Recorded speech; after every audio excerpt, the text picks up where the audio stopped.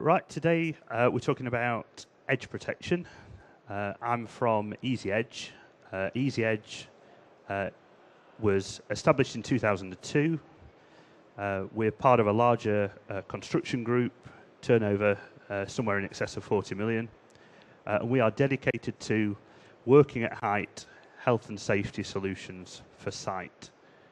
Our organisation was set up by the current MD, who has a master's in health and safety, and it was his vision to provide safer working for everyone on construction sites. And it's primarily edge protection that we provide. We're members of the EPF, and we also run an EPF certified training centre at our facility in Nottinghamshire. Range of products that Easy Edge do. Our main line is the safety barriers, but we do void protection. We also do protection for trailers and material loading or access systems. Who are the EPF? The EPF are the Edge Protection Federation, and it's a forum based on a British and European standard, which is BSEN 13374. And it's really a forum and a code of practice for safety, advice and guidance on the use of temporary edge protection systems. That's really what it's about. We've all seen probably examples of poor edge protection when we've been away on holiday. That's just a cheeky shot of what's really not acceptable. In terms of the applications for edge protection, it's right through the construction sector really, so office infrastructure and retail construction, civils, residential, can be steel frame, concrete, it can be timber frame structures, flat roofs, also vehicles as well, so trailer protection, loading, offloading, and any form of edge excavations, rather. Safety and security is obviously the primary concern, and the key requirements for edge protection is first of all recognising it as a temporary works issue. We would obviously say compliance with the working at height regulations is mandatory, and obviously would push the Edge Protection Federation code of practice alongside that. They really are sort of complementary guidances. Everyone wants reliable systems and systems that are designed to a very high standard. Obviously the type of products that fall under the EPF, they've all generally been designed by certified engineers, and they've gone through some form of testing to ensure that they really are fit for purpose. Another thing that's very, very common with the provision and installation of edge protection systems is that they can be designed project specific. So it's not just the product that's being supplied that is compliant, but it's the product up in the air specific to that scheme that should be compliant with the EPF guidance and also the work at height regs. Like with anything, well-trained operatives is key. So obviously part of the EPF is a training service to make sure that people are competent in the use of temporary edge protection systems. Recognition of the risks by contractors and all involved is mandatory really. And again, with any products associated with health and safety, good inspection regimes. Just walking through the safety and security then. I'll take compliance with work at height regs first. Normal hierarchy for working at height. If at all possible, avoid the risk in the first place. If there's another way of doing it without working at height, that's number one. The second is obviously prevent falls. If you've got to work at height, take measures to prevent any falls and mitigate the consequences of falls as the third step. Moving on down the list, reliable systems. These are just a couple of shots of various edge protection systems, obviously on construction projects.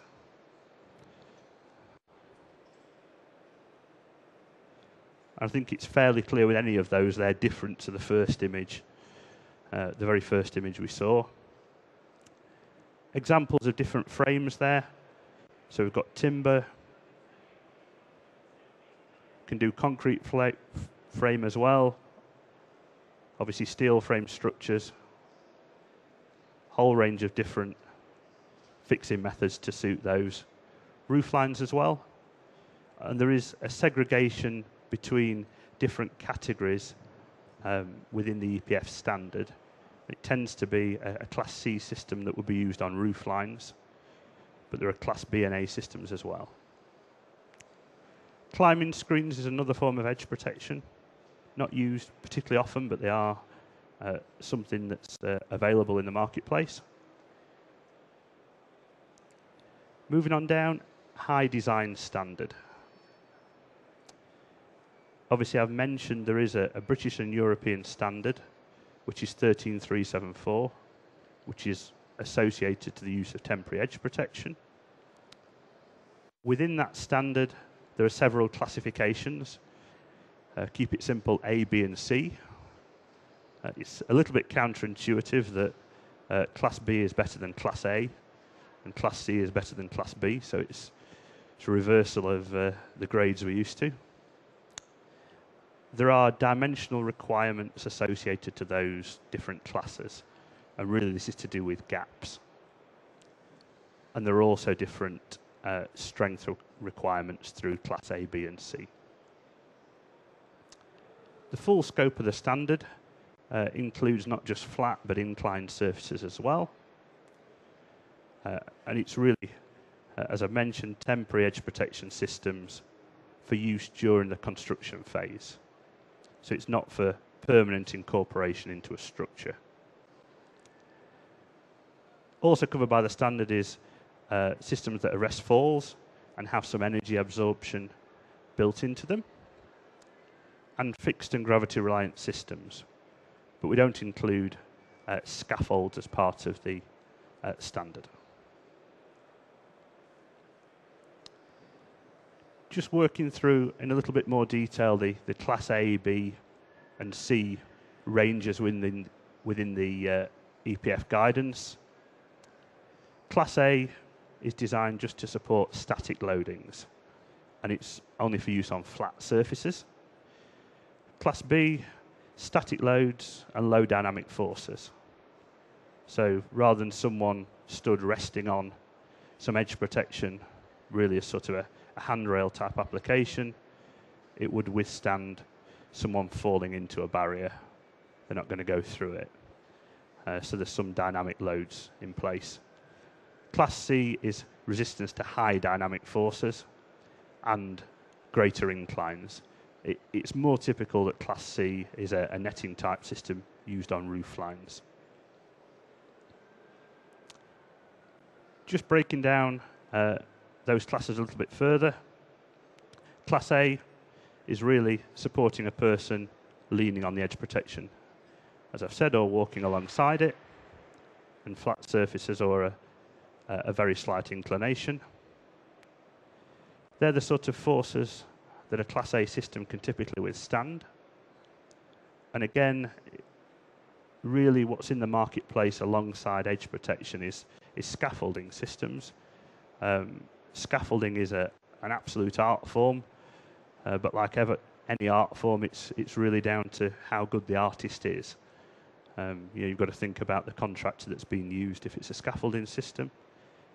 If it's edge protection that falls under the work at height and EPF guidance, you know that the system has been gone through a testing regime, and it's also been designed to meet that guidance. So it's designed to meet those forces that may be imposed on it. Class B, as I say, is a step up from Class A. It will still support a person walking or leaning, but it will arrest a person falling towards the protection, which is really, a primary requirement. If you're walking backwards or you trip and fall, what you don't want to do is go through the edge protection. Part of Class B as well is it's suitable for greater inclines. And it also will withstand much higher forces imposed on it. Class C, again a step ahead from A and B. High dynamic forces. Again, it will arrest a person falling into it, but also it deals with much steeper inclines as well. So it's suitable for much higher forces being imposed on it.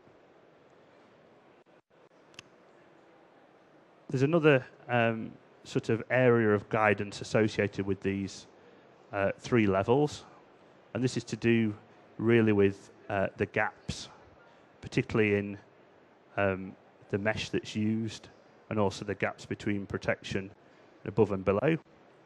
So Class A, just as an example really, a sphere of 470 mil should not be able to pass through Class A, whereas Class B is a much smaller object, and Class C smaller again. And that's kind of a diagram to hopefully put that into some sort of context. We're not suggesting you're going to roll cricket balls down at edge protection or footballs, but it's really just a visual to give an indication of the difference between the 3 classes. So Class A, something of beach ball size, and the system is designed for very gradual inclines. As you can see, Class B, a much steeper incline, and something akin to a football size. Class C would stop items as small as a cricket ball passing through the edge protection. Obviously, the higher you go with structures, and particularly city centre applications, and obviously wind when you get to height, prevention of debris going through a system should also be a consideration. And again, that's possibly an area where you'd have to take additional measures if it was a scaffolding type application. Moving a little further down then, well-engineered and simpler fixing designs. There's a lot of different fixings that are available for a typical edge protection panel. And there are fixings available for all different frame types, so concrete slab, steel frame, flat and sloping surfaces, as you can see there. There's clamping systems, there's drill and fix, there's single bolt applications. A whole range of different fixing methods are available. Well-trained operatives installing.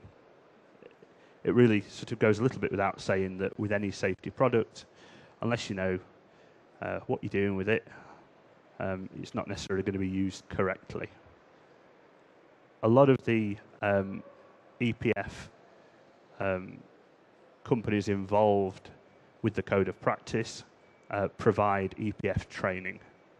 And it's quite a short course. It can be a half day or a day course to go through the finer detail of it, but it includes hands-on with the edge protection equipment and understanding how it's used and best practice.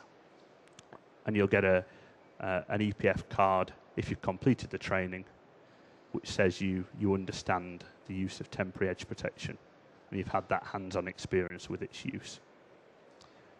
All these systems really conform to sort of modular format in that they're pre-designed products that obviously come to site as a kit of parts, and many of them can be erected on ground along with the steelwork, or if it's another fixing or frame type, erected from ground using cherry pickers, telehandlers, that sort of thing. So it's reducing not only the working at height, but it's reducing the time it takes to install the equipment.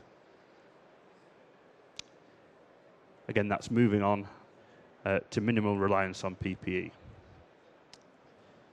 Just a couple of shots of systems being installed. Obviously, that is an edge protection system fixed to the steelwork and being erected along with the steelwork. concrete stair being lifted into place with edge protection already affixed to it. And again, use of cherry pickers to install the system from ground. Recognition of the risks. Again, anyone involved in site health and safety will be aware we've got to identify and recognise risks. Some of the things specific to edge protection systems, very often steel frame contractors will look to slim down the steel frame as much as possible, particularly at the roof line, and that can mean that you're working with very thin, flimsy materials that maybe aren't suitable for particular edge protection systems. So what we would always advise is that early stage involvement in a scheme with your chosen edge protection provider is key if you want to maintain that all-round coverage of the system, particularly at roof line. And we do typically get involved at the design stages of schemes to ensure that you've got that maximum coverage. And a good inspection regime as well. Okay, and that's all part of the code of practice. Easy Edge, as I've said, along with a lot of the other companies involved in the EPF, our products are designed by chartered engineers, and it's in accordance with the work at height regs and obviously the EPF standards. Our system conforms to the Class B, so it's a higher standard of safety system. We've gone through testing with Lloyd's British and Lloyd's Register to ensure it's compliant. And again, this is common to a number of the companies involved in this arena. We will specifically design a comprehensive working at height safety solution for a construction scheme specific. So we use industry common 3D CAD to make sure that you've got that all-round coverage, whether it's internal voids, lift shafts, or the perimeter edge. That's it. I don't know if you've got any questions. Okay, thank you.